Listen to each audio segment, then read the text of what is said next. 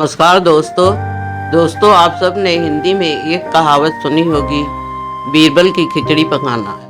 क्या आप जानते हैं कि इस कहावत के पीछे एक दिलचस्प कहानी है।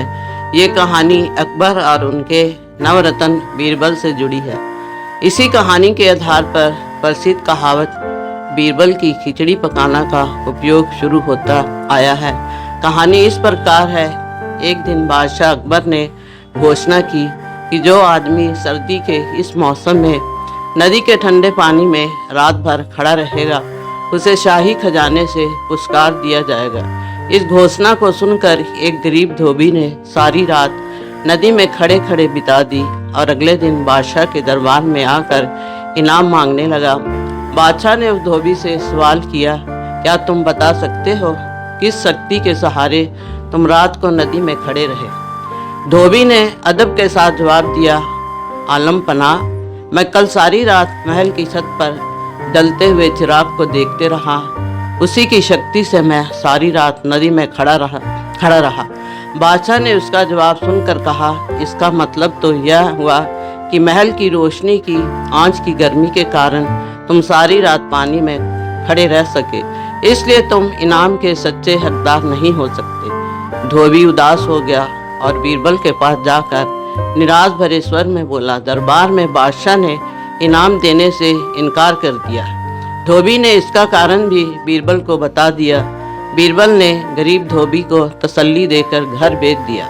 बादशाह ने अगले दिन बीरबल को दरबार में ना पाकर एक खादिम को उन्हें बुलाने के लिए भेजा।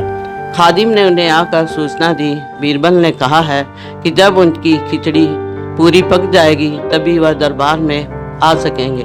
बादशाह को ये सुनकर बड़ा अचरज हुआ। वे अपने दरबारियों के साथ बीरबल के घर पहुंचे। वहां उन्होंने देखा कि दो लंबे बांसों के ऊपर एक हंडी में चावल रखकर उसे लटकाया गया है और नीचे जमीन पर आग जल रही है। बादशाह ने पूछा, बीरबल, ये क्या तमाशा है? क्या इतनी दूरी पर रखी हंडी में खिचड़ी पक जाएगी? हजूर, जरूर पक जाएगी। बादशाह ने हैरानी से पूछा, कैसे? बीरबल ने बोला, बिल्कुल वैसे ही जैसे महल के ऊपर जल रहे दिए की गर्मी के कारण धोबी सारी रात नदी के पानी में खड़ा रहा। बादशाह अकबर बीरबल का ये उत्तर सुनकर लज्जित हुए। उन्होंने तुरंत धोबी को ढूंढ लाने को इनाम देने का आदेश जारी कर दिया।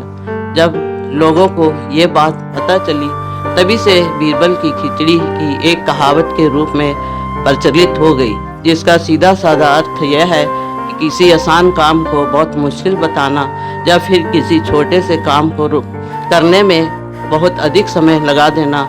दोस्तों, कहानी अच्छी लगी हो तो लाइक से सब्सक्राइब करें। धन्यवाद।